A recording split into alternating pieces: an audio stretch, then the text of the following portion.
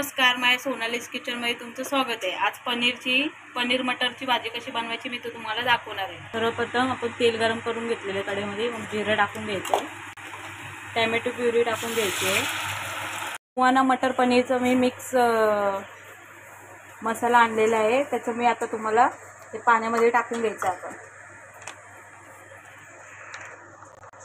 हे आता सुहाना मटर पनीरचा मसाला घेतलेला आहे, त्याच्यामध्ये थोडं पाणी टाकून आपण मिक्स करून घ्यायचं। कढीपत्ता टाकून घेऊया थोडासा।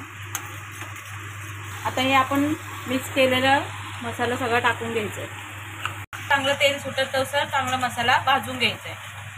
सुहाना मटर पनीर मसाला टाकलेला आहे आपण, त्याच्यामध्ये आपल्याला मीठ मसाला वगैरे काही टाकायची गरज नाही, त्याच्यामध्ये सगळं टाकलेलं आहे।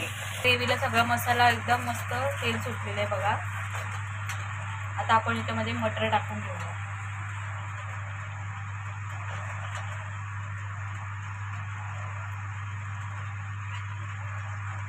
आता आपण मटर टाकून घेतलेलं आहे बघा। आता हे 5 ते 10 मिनिटं शिजून द्यायचं झाकून ठेवून। बघूया मटर शिजलंय की नाही।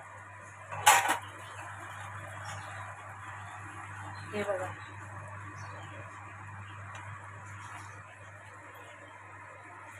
आता आपण याच्यामध्ये पनीर टाकून घेऊया।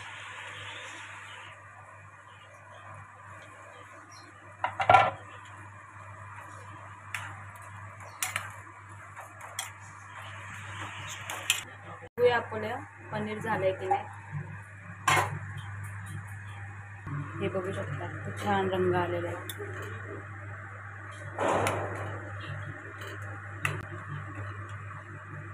आपण थोडीशी कोथिंबीर टाकून घेऊया।